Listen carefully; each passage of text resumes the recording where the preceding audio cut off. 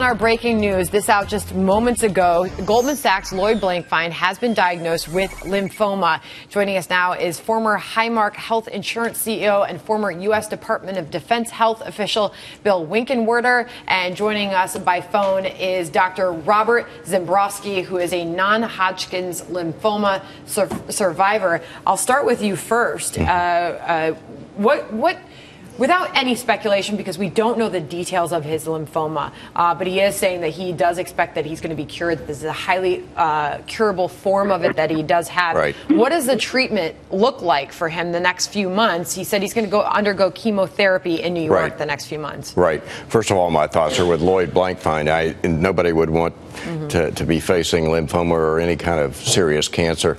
It sounds like, from what's been presented, that this is an early stage lymphoma. There's basically two different kinds of lymphoma, non-Hodgkin's lymphoma and Hodgkin's lymphoma. Hodgkin's is about 10% of all the cases, 90% with a non-Hodgkin's.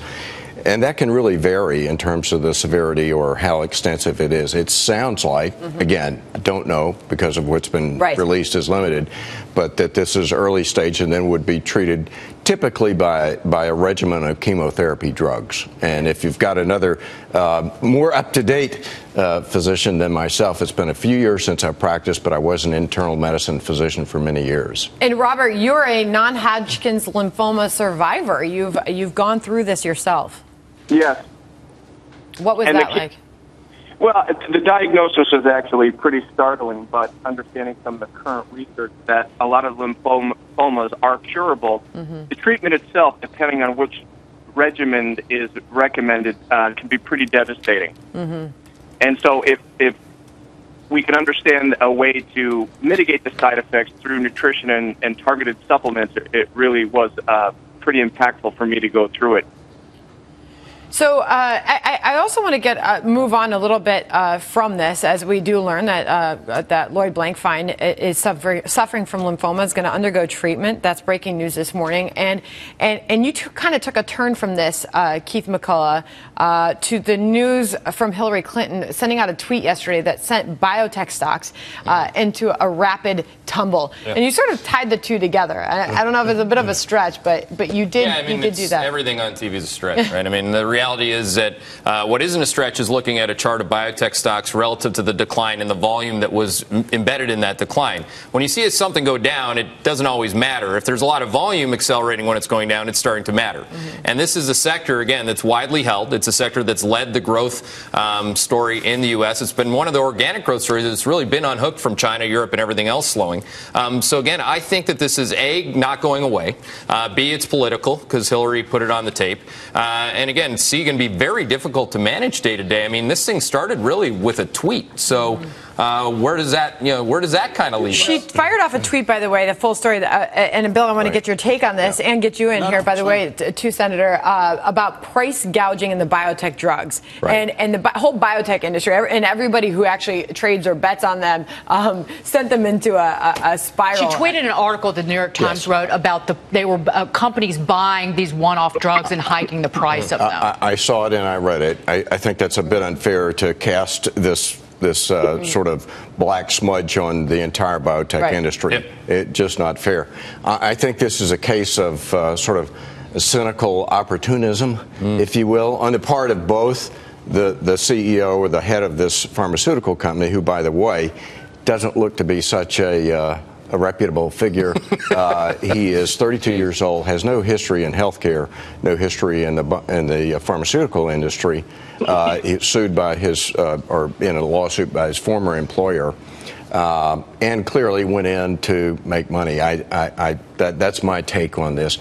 On the other hand, what concerns me with the reaction from Senator Clinton is the painting the brush across the whole industry. By the way, in the unfair. tweet, sorry, Bill, in the tweet specifically, she said price gouging like this in the specialty drug market is outrageous. Tomorrow, I'll lay out a plan to take it on. And that was it. And her plan, though, and she attached the New York Times, which came out this morning, has limits on out-of-pocket cost of $250 a month for pharmaceuticals, so that's $3,000 a year. There are already limits on out-of-pocket costs through the Affordable Care Act. about 3 times that amount. She also wants to regulate the amount of R&D that pharmaceutical companies must spend. My problem with that is it's getting heavily into regulating the pharma industry. I'm not sure it solves the problem.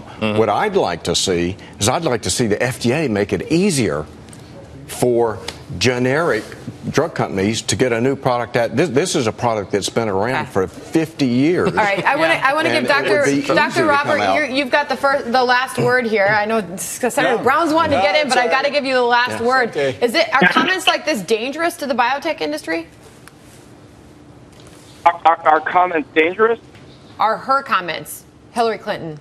Yeah, I mean, I think so. Again, we're arguing about insurance and what's going to be paid, but I think what we have to focus on is really the patient who's going to go through it. Right. Gotcha. Hey, Keith, right. Keith, you said biotech in pharma, that's part of revitalizing our economy, and they're once again going after it. Huge part. Just really quickly, cancer drugs, huge innovations, life-saving immunotherapy drugs that cost $300,000, $400,000, $500,000 of treatment, $1 million of treatment. What are they going to do about it? 100 oncologists writing a letter about these costs. Everybody has to address And this. that is Are you going to save somebody's life but bankrupt him? That is a different issue than what this Turing Pharmaceuticals did. Oh, yeah. The article in the Times, they're two totally different things. Which made her move irresponsible and reckless again. Right. You don't just do that as a leader. She knows damn well that she shouldn't have done it. Right. Well, I'm not sure the solution solves the problem as well. Exactly. I'd like to see a big pharmaceutical company get a fast track through the FDA to develop a newer, same drug, at lower cost, bring it on the market in 24 months. Bill Winkenwerder and Dr. Robert Zembroski, thank you both for jumping on the phone and being here in studio and jumping on that breaking news for us.